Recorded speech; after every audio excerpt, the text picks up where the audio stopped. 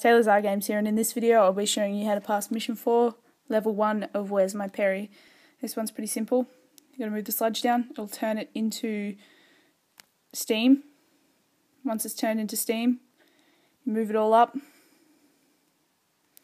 move it across, and you're going to turn it into water.